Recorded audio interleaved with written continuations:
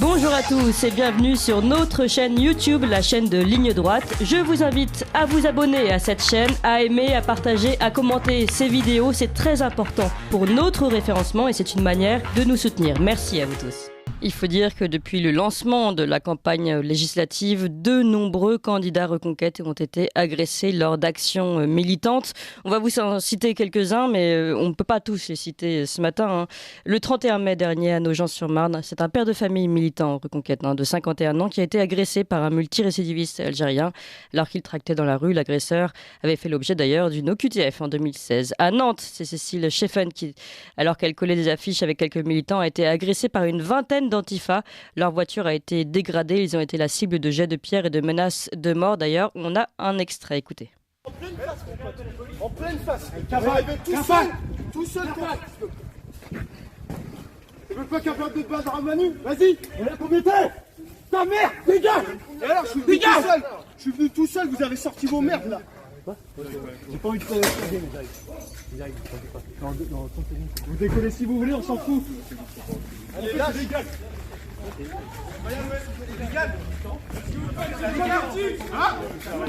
La politique. Salope. Vous êtes des petites salopes. Vous savez même pas. Vous Garde-toi,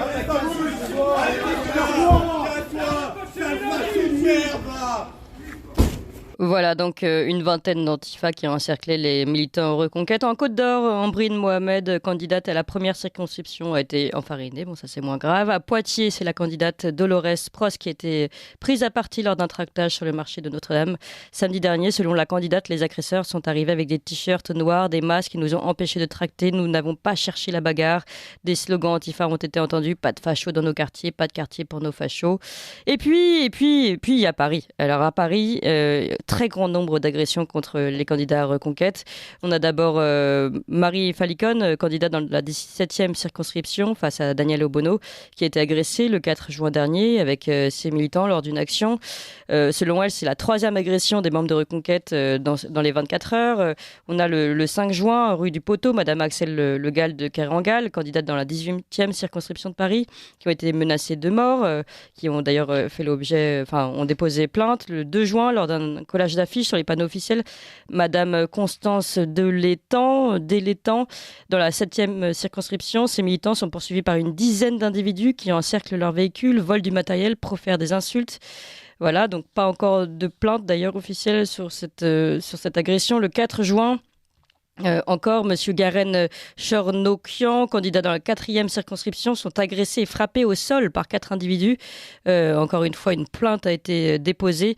Et puis, pour finir, ici, dans la liste de ce qui a été officiellement déjà dénoncé par Reconquête, d'autres militants ont été agressés par 6 individus, dont 2 ont porté des coups au visage, avenue des Ternes, et c'était le 4 juin.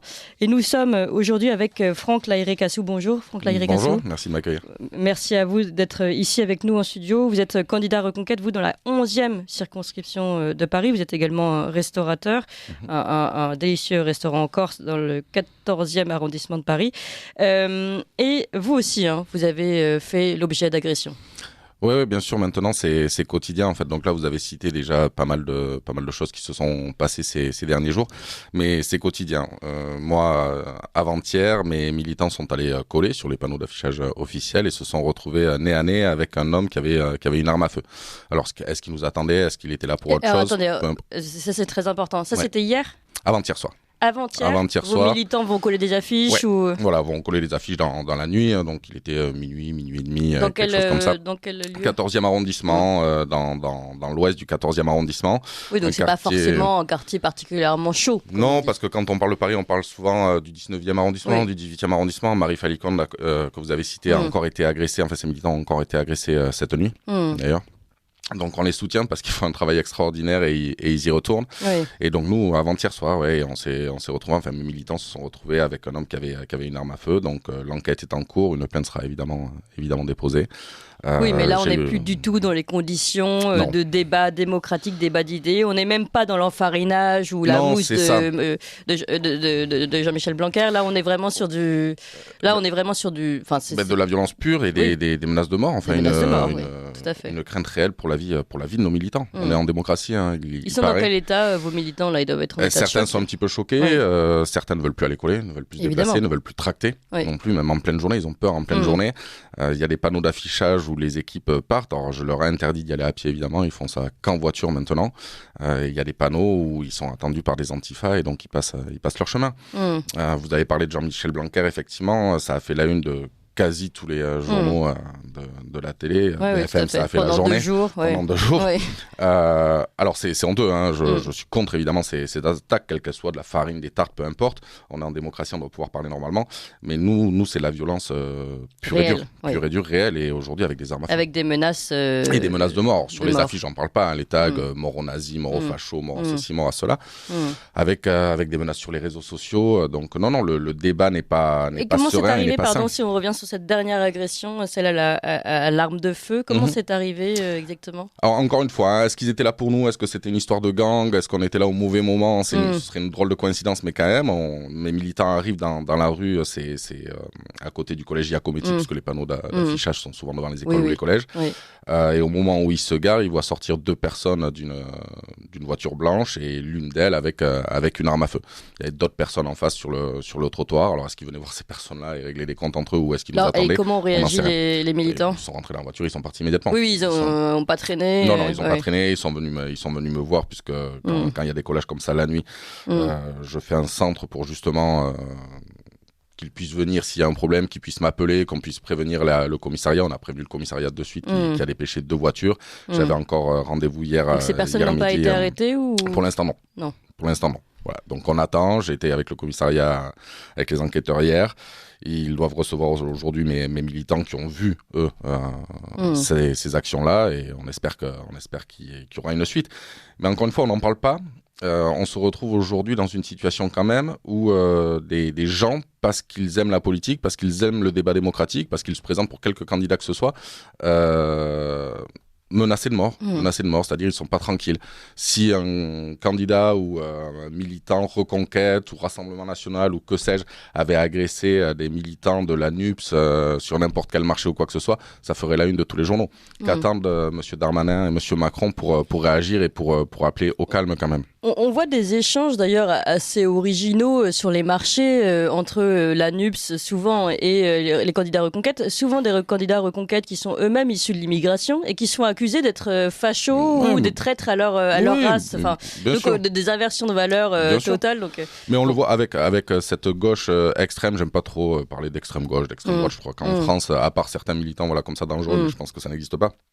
On l'a vu dans les manifestations où il y avait, c'était pendant les Gilets jaunes, il me semble, où il y avait un policier de couleur noire qui avait été insulté, pareil, traître, nègre de maison, et ainsi de suite. Bounty. Voilà, le Bounty.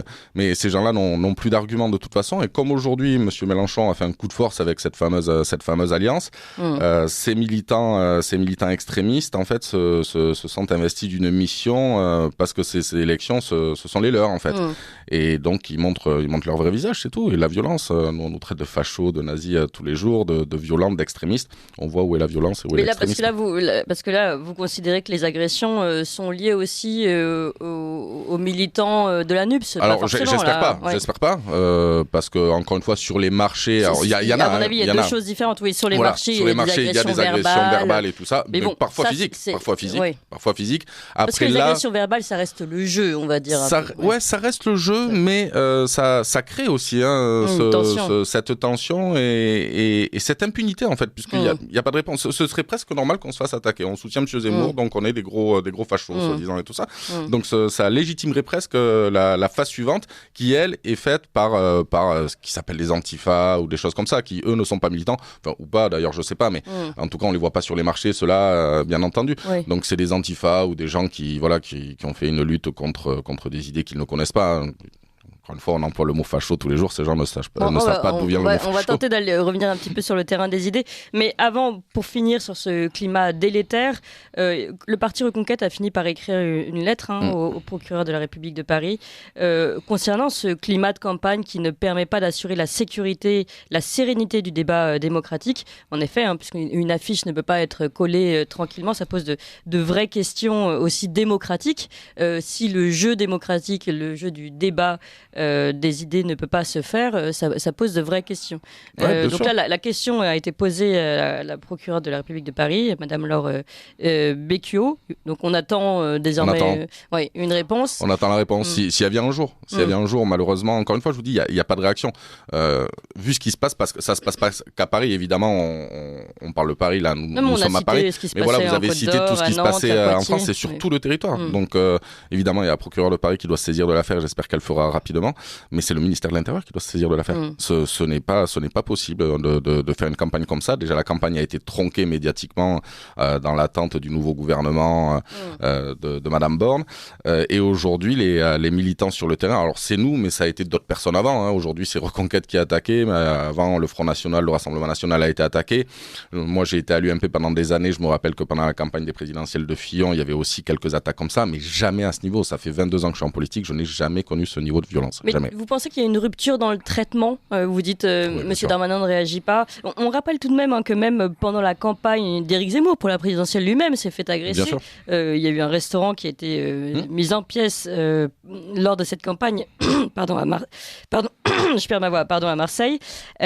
Tandis que lorsqu'il y a eu des heurts côté Reconquête, notamment avec les Zouaves, le groupuscule a été immédiatement dissous.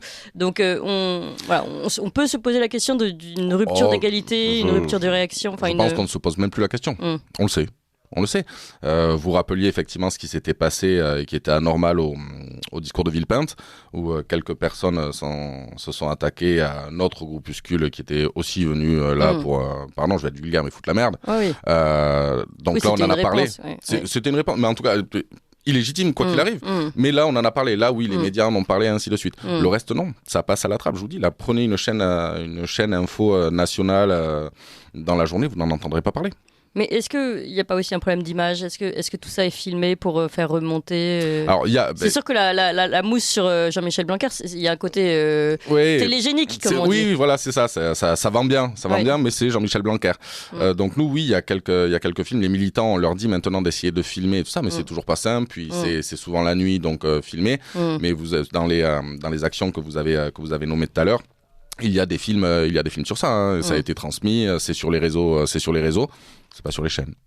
Bon, alors si on revient sur votre candidature aux législatives, il reste 5 jours. Aujourd'hui, un petit peu, presque 5 jours, c'est ça. Oui, c'est ça. Vous avez de l'espoir ? Vous pensez que Reconquête peut marquer le pas, en tout cas à Paris? Marquer le pas, non. On a 4 mois d'existence, 6 mois d'existence. Donc marquer le pas, non. Évidemment, ça a été une déception, ces 7%, on y a cru.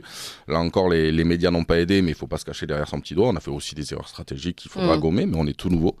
Là, le but aujourd'hui, c'est de s'implanter, c'est-à-dire que les gens nous connaissent. Moi, dans le 14e arrondissement, je suis connu. J'ai été candidat à la mairie en 2020. J'avais déjà voulu faire le Rassemblement de la droite. C'est le moment où j'ai quitté les LR, puisque n'acceptais pas cette alliance.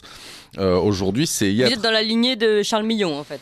Oui, je connais très bien Charles. J'ai beaucoup travaillé avec lui. Je continue à le faire. Il m'a beaucoup aidé d'ailleurs pour les municipales, et je suis sur cette lignée.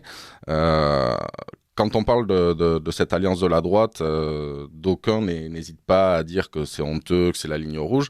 Mais je vois personne s'émouvoir de l'alliance aujourd'hui entre le PS et la France Insoumise. Alors bien sûr, certains au PS sont sortis et sont même dissidents parfois aujourd'hui. Et puis d'autres pourraient s'émouvoir aussi de l'alliance LR, du passage plutôt qu'une alliance, du passage des LR chez LREM. Mais c'est ça, c'est qu'aujourd'hui les LR sont devenus une caisse de résonance au centre droit de la Macronie. Moi qui ai fait partie du RPR, de l'UMP et des LR, je ne me reconnais plus en rien dans ce parti. C'est pour ça que j'ai rejoint Éric Zemmour, parce qu'on retrouve les idées que moi j'ai connues au RPR et ainsi de suite. C'est la question que je voulais vous poser. Vous pensez qu'aujourd'hui, le parti Reconquête finalement ne fait que renouveler le RPR de l'époque ? Si ce n'est le renouveler, en tout cas, il y a des idées, il y a une idéologie qui ressemble beaucoup. Je ne vais pas redire ce qu'on a dit pendant la campagne des présidentielles, mais quand on prend le programme du RPR fin des années 80, début des 90, très peu de choses qui changent par rapport à aujourd'hui. On a ajouté des choses parce qu'on est 30 ans plus tard, donc il y a de nouvelles difficultés. Mais sinon, c'est la même idéologie. Donc oui, c'est la nouvelle droite. C'est la nouvelle droite. Il va falloir qu'on recentralise tout ça. Aujourd'hui, avec des gens déçus aussi du Rassemblement national, avec certaines propositions de Marine Le Pen qui ne correspondent pas justement aux idées l'idéologie de la droite. On a un chemin à faire, le parti est nouveau, il faut s'installer aujourd'hui, l'objectif n'est pas de gagner, même si quand on part dans une bataille c'est de gagner, mais il faut être conscient de ce qu'on est. Mais une politique, c'est une politique de longue haleine. Moi dans le 14e arrondissement, je sais que demain je ne serai pas député de la 11e circonscription, mais les municipales, puis là encore une fois présent sur le terrain, on infuse aussi et il faut montrer aux gens de qui on parle. On a parlé de politique nationale, maintenant en parlant un peu de terrain, vous qui en plus travaillez à Paris, avez un restaurant à Paris, quelles sont les grandes lignes de votre programme ?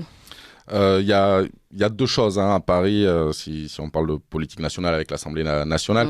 Il y a un problème évidemment au niveau du logement. Qu'on connaît aujourd'hui, le prix du logement est exorbitant à Paris, et c'est notamment dû à la politique de logements sociaux. Donc cette loi SRU, d'ailleurs Éric Zemmour en avait parlé pendant la présidentielle, il faudra revenir sur cette loi SRU pour expliquer à nos auditeurs, c'est la loi qui impose les 25% de logements sociaux dans les grandes villes, dans les villes moyennes et dans les grandes villes. Il faut revenir sur ça, surtout que la gauche qu'on a à Paris en use et en abuse, puisque dans le 14e arrondissement, on est passé en 2017 de 17% de logements sociaux à aujourd'hui 32% de logements sociaux. Le parc privé se fait rare, et donc le parc privé augmente au niveau de la tarification. Ça et l'immigration. Aujourd'hui, Paris est devenu une zone d'immigration totale et certaines zones dans Paris. On parlait de zones de non-droit pendant la présidentielle, c'est clairement le cas. C'est clairement le cas. Et donc, vous, en tant que restaurateur, vous l'avez ressenti ça ? Nous, on le ressent au niveau de la consommation. Des gens. Les gens consomment moins. Alors il y a eu la crise, évidemment. C'est difficile de se remettre de cette crise-là, avec des décisions qui pour nous ont été très très préjudiciables, évidemment. Et les gens consomment différemment et font de plus en plus attention, parce que quand bien même ils ont revoté Emmanuel Macron au second tour de l'élection présidentielle, on sent l'inquiétude quand même par rapport au futur et par rapport à ce qui va se passer notamment en septembre. Eh bien, merci beaucoup Franck Lahiré-Cassou, candidat Reconquête dans la 11e circonscription de Paris. Bon courage en tout cas, et puis on vous souhaite un petit peu plus en effet de sérénité pour la fin de cette campagne aux législatives. Vous appréciez cette émission ? Alors aidez Radio Courtoisie à en produire d'autres en indépendance totale. Rendez-vous sur soutenir.radiocourtoisie.fr. Merci d'avance.